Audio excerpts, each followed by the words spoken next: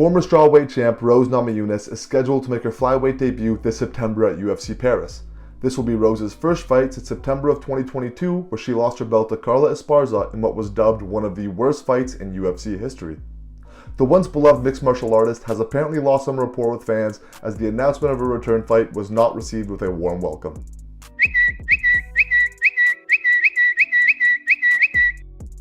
But how can a lovable fan favorite fighter turn from the hero to the enemy so quickly?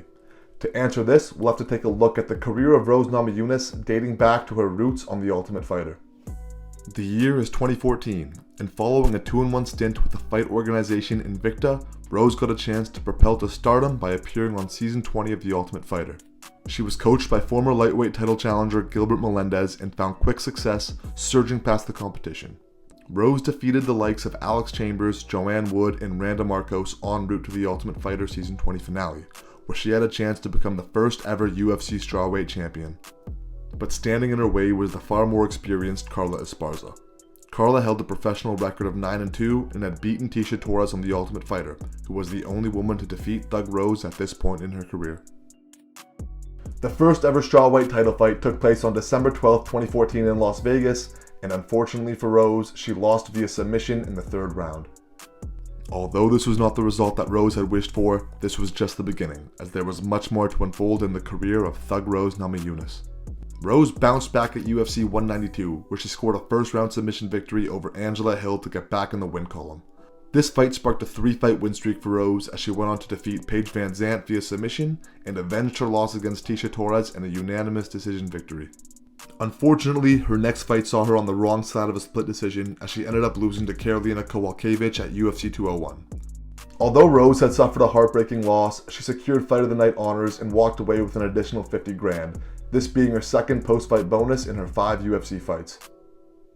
Rose got back in the win column in April of 2017, defeating Michelle Waterson-Gomez via second-round submission, which earned her a shot at undisputed gold. Rose's only problem, though, was that the woman holding the belt was the undefeated Boogie Woman, Joanna Jędrzejczyk. Boogie Woman is coming tomorrow!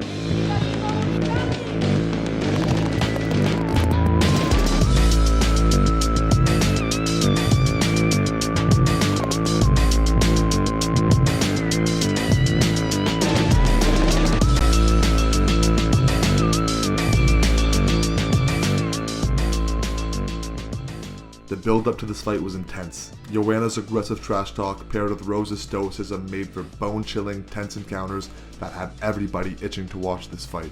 But I'll tell you what, dude, when she was talking to the camera, she was talking to Rose, and she's like, the Boogie Woman coming for you. The Boogie Woman coming for you. I got fucking nervous. Were you scared? I was nervous. Dude, Although Rose had proven herself inside of the octagon, the illustrious career of Joanna had her closing as a 7-1 favorite. There seemed to be no reasonable way that Rose could defeat the strawweight queen, Joanna. Yep. Last 4 defenses for the champ have all been by unanimous decision, but you gotta be careful hanging out in the pocket against Jędrzejczyk. Well, Rose... Oh! Another knockdown! Rose Namajunas trying to close the show! She was doing a great job of feinting. That's it! It's over! Rose Namajunas! Rose Namajunas! Doug Rose! Doug Rose! Rose knocked out the greatest female mixed martial artist on the planet in just a little over 3 minutes.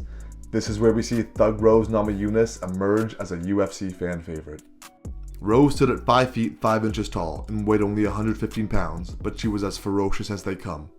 It was shocking for fans to witness such a beautiful young woman have the capacity for so much carnage inside of the octagon. But Rose's post-fight speech revealed to us that her morals and beliefs reflected her innocent-seeming physical features. what was going through your mind when all this was happening? There's so much like crap going on in the media, news and stuff, and I just want to try and use my gift of martial arts to try and make this world a better place and change the world. This belt don't mean nothing, man. Just be a good person. That's it. You know, this is extra. This is awesome, but let's just give each other hugs and be nice, man. I mean, I know we fight, but this is entertainment. You know, afterwards, it's nothing. The UFC had a new star. The fans and media couldn't get enough of Thug Rose, as she was the talking point of the MMA world. From Joe Rogan to Ariel Helwani, nobody could get enough of the innocent strawweight champion. You want to talk about, I hope the UFC realizes, and I think they do, that's a fucking star.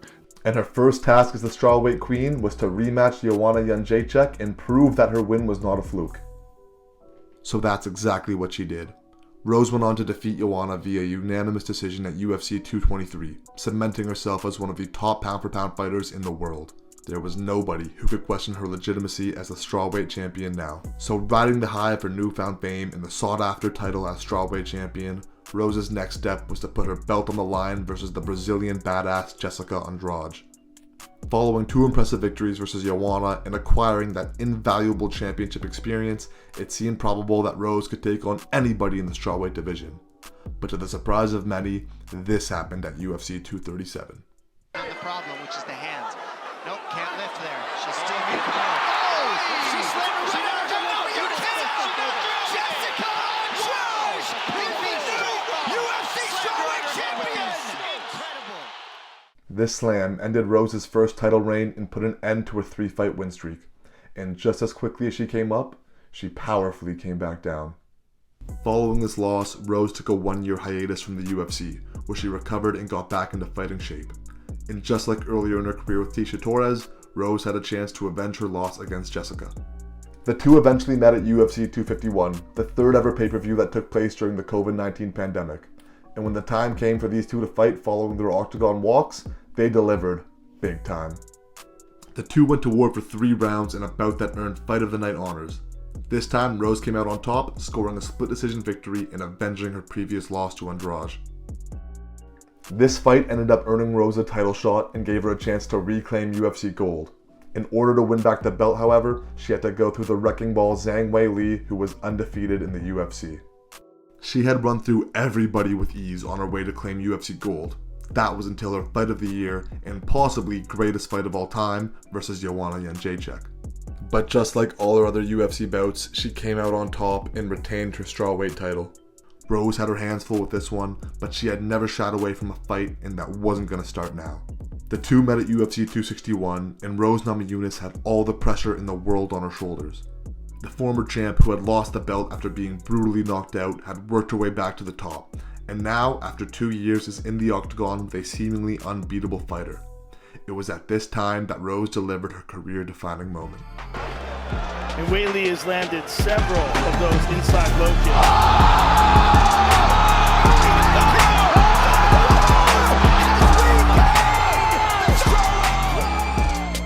Rose Namajunas delivered the female knockout of the year and cemented herself as a UFC great. Let's go to Google Trends to see how this performance stacks up against the biggest moments in her UFC career. This peak is when she made her UFC debut back in 2014. This peak is when she knocked out Joanna to become the strawweight champ. And this peak right here is when she knocked out Zhang Weili and reclaimed her UFC gold. Rose was officially on top of the world. Anyone who knew anything about fighting knew who Rose was, and even those unfamiliar with the sport were aware of Rose. All those years of ups and downs, hard work, and perseverance had finally paid off, and it seemed like everything was coming together.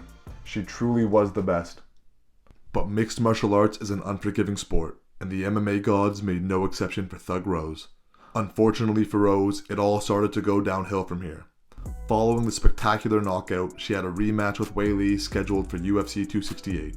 Although she won the fight via split decision, many fans were quick to call the fight a robbery, and Rose was falling victim to hate for what seemed like the first time in her career. Things weren't all bad though. Even with the fans questioning the decision, she still had her title, and she also had a chance to avenge her first ever loss in the UFC. Carla Esparza was riding a 5-fight win streak, beating names like Alexa Grasso, who was the current 5-weight champ, Michelle Waterson-Gomez, and Yan Jinan. Rose was undefeated in rematches and wanted to right another wrong on her record, and this fight was the perfect opportunity to win back love from the fans and put her name back into the spotlight. But when UFC 274 arrived and her co-main event spot with Carla Esparza wrapped up, these were the reactions. It was a weird fight. It seemed like they didn't want to engage, There was a total of 6 punches thrown in the first round. I started zoning out halfway through it, so. Nothing happened. Nobody knew how to score the fight because nobody had anything to score. After 25 minutes of action, and I use that term lightly, Rose had landed 38 total strikes and Carla had landed 30.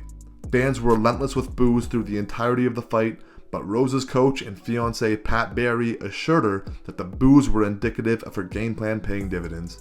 What are you doing for? This is exactly, you hear the boos? You're doing it right. You're doing it right? You hear the crowd? That's just reassurance. Yeah. But if the lack of action wasn't enough to anger the fans, Rose's positive self-talk got the blood boiling instead. At the conclusion of the fight, Rose decided to lift her hands and start to celebrate as if she just knocked out Muhammad Ali and was shouting out her famous phrase, "I'm the best, I'm the best." Thank God she lost her belt. I'm the best. I'm the best. I'm the best. Like, it's just cringe. Although she believed she was the best, the judges did not agree as they awarded Carla Esparza the split decision victory. Although I wouldn't blame you if you didn't hear the decision, as it was almost impossible to hear Bruce Buffer announcing the winner over the thunderous boos of the Phoenix crowd. Eric Cohen scores the contest, 48-47, Namajunas. Rick Winter scores it, 49-46, Esparza. And Brad Frank scores the contest, 48-47 for the winner by split decision. And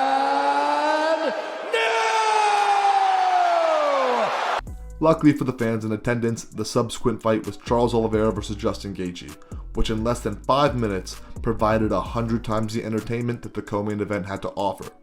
And I am not exaggerating. If anything, I am downplaying the dogfight that was Oliveira versus Gaethje.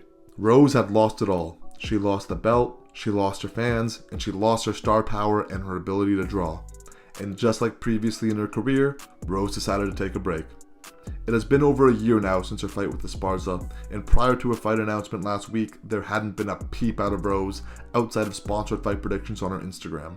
We didn't know what she was up to, we didn't know her intentions, we knew nothing. And now it seems like she's a bad guy in the eyes of the fans, which is strange for a fighter who has not turned heel. She hasn't tried to play a bad guy persona, but instead it has been bestowed upon her by the fans. You are only as good as your last fight in this sport, as fans are very quick to forget and even diminish your past accomplishments. This leads us to today, where the fans are quick to criticize Rose and excitement is at an all-time low for her flyweight debut. Not only do I say that because of a few Instagram comments, but also because nobody is talking about this. And I mean nobody. I have seen one Instagram post, no TikToks, no YouTube videos, no news articles, just crickets. And no news is more indicative of a lack of interest than any amount of hate comments. It's kind of crazy to think how a once beloved Rose Namajunas who couldn't do anything wrong is now under so much scrutiny and is an enemy in the eyes of the fans. But knowing how the sport works, a quick finish of Manon Fiorot in front of a packed Paris crowd could perhaps boost her back into the limelight. But for now, she is a classic example of the saying, from hero to zero. Thank you all for watching this video, and I hope you enjoyed. Please be sure to like, comment, and subscribe, and please be sure to follow us on all of our social medias linked in the description below. Thank you all, and I'll see you all next time.